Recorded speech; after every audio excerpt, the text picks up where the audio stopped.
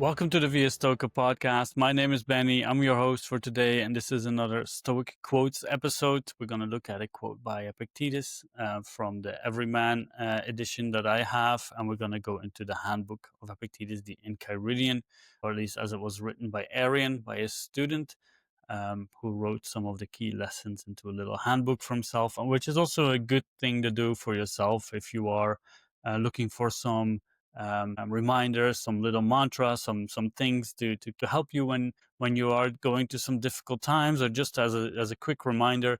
You can make a little pocketbook. You can make you can write them down. And if you're looking for quotes, you can always go to viastoica.com, where you have lists of hundreds and hundreds of quotes, all verified with their references. You can look them up in your books and see what else was said around and before and after it. Yeah, make sure that you have these little reminders, because it is very difficult, and these things really help us stay on track. And before we dive into it, again, make sure to like and subscribe to the podcast. We really appreciate that, and leave a comment if you have some questions, or if you have different insights. Please feel free to do so. And if you're looking for some extra help, you can always book a free consultation with us for Stoic coaching, where we help you make sense of all of this and help you apply it to your life in whatever way is necessary for you. So you can book a free consultation there with us. But we're going to dive right into it. It's Handbook of Epictetus number 1. But we're going to go to the end of this passage, which I think is a key one as well.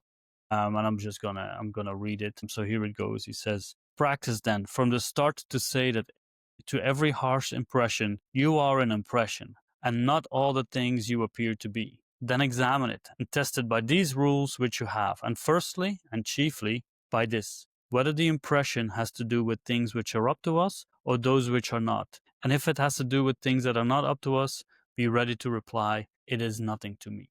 Right. So again, we were talking here about the impressions. In the last quote last week, we talked about Marcus Aurelius' quote, where he talked about impressions as well. This is a key thing in Stoic philosophy, right? Because everything starts there. So if we examine that a little bit, so we have things that happen around us, right? These events, and they leave a mark on us, right? They leave an impression, if you will. And those are the impulsive, the initial things that happen, and based on our beliefs, based on how we view the world, our experiences, how we've been grown up, our interactions of looking at what is good or bad, our desires, right? What we wish to pursue or wish to avoid. Based on those things, the impressions will then have an impact on us, right? This impulsive emotion, this impulsive reaction, which we can't ignore, right? We can't do anything about that. It can manifest itself in an emotion. Even the Stoics talk about that even the sage, the wise person, can blush, can sweat, can have all these physical appearances of a certain emotion, of a reaction of something that happened, right? And Epictetus tells us here is like, but we have the power, right? This impulsive thing is we can't do anything about it. That's something that just happens. Although I believe that with the proper training, if we do the work, if we look at all these things, then even these impulsive reactions, we can diminish them, right? We can then change our mindset, or we can change our beliefs, and we can, first of all, practice the pause, right? And if you haven't subscribed to our newsletter with the same name, The Pause, please feel free to do so. You can do that on viastoica.com. But if we apply this pause, and if we keep practicing it, and if we find the right way, again, that's a personal journey, then you can make that pause shorter, and you can put it closer to the trigger. And then if you change those beliefs that you have, you can even change that impulsive reaction to the impressions that happen, because you can see them. You don't have those initial responses to them, because you might have changed your desires, and you remind yourself that no matter what happens, if I accept everything that happens, and if I then focus on what is up to me and do the right thing, then nothing that happens is really bad, because it's all conducive for me to practice what I'm training, and still to be a good person, right? Still to make the moral choice and to protect my character. And if you keep that in mind, then all the externals, whatever they are, good or bad as we want to label it, they're just things that happen to us, and we can still be a good person no matter what happens. So what we're seeing here, right? Epictetus is really telling us to pause, to practice that when an impression happens, evaluate it, examine it, see what is really going on. And this is a very stark contrast from a lot of other things that people say about Stoicism, which means that you have to reject these emotions. You have to push them away. You have to suppress them. No, this means examine them, right? We go back to Socratic foundation of Stoic philosophy, where Socrates says, the unexamined life is not worth living, something to that extent. Or even when he, the inscription in the Temple of Apollo in Delphi that said, "Know thyself," which is key to for Socrates, but also to Stoic philosophy. It's about we have to create an understanding of who we are. Only by doing that, only by examining it, can we then improve in such a way that later on the same things, when they happen again, our impulsive emotions or reactions aren't as big because we understand them better.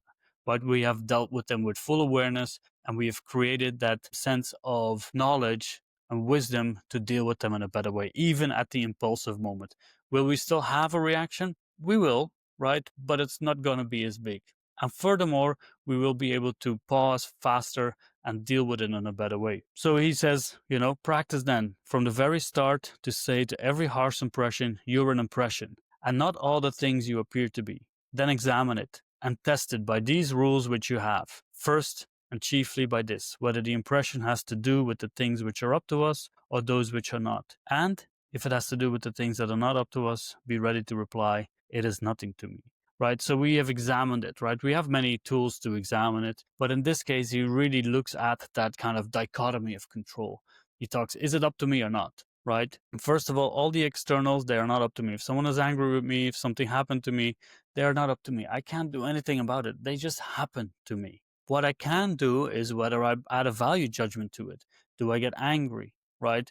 Can I make the moral choice? That is up to me. What are my actions? What are my judgments? What are my thoughts? That's what I've got to focus on. But all the others, I just gotta let it go. I just got to say, okay, that's what happened, fine. But if I do notice that I've made a value judgment on something that isn't up to me, I've got to let it go. I've got to say, this is nothing to me.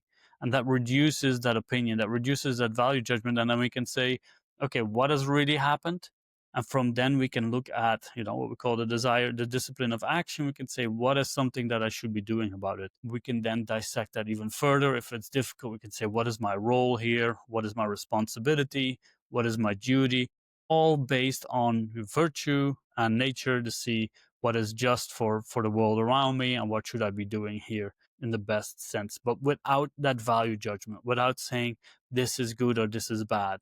Just looking at what has happened objectively, and basing on that, we base our actions. And that is up to me. What is not up to me is having these things happen to me. And then this impulsive reaction of something good or bad, we can change that with our beliefs, but we can also adapt that with our pause, right? So again, looking at things, what is up to me? What is the judgment that I add to it? Remove that from it, and then you can find the right action to make without being overtaken by the negative emotions, if you will. So again, thank you for listening. This was a quote from the Handbook from Epictetus, number 1. If you do have some questions, if you do have some comments, please let me know in the comment section on Spotify, YouTube, or wherever you watch this or listen to it. And if you have other things that you would like us to address, please feel free to do so, and we'll be more than happy to address it. So thank you very much. Like and subscribe, and we hope to see you in the next one. Thank you very much.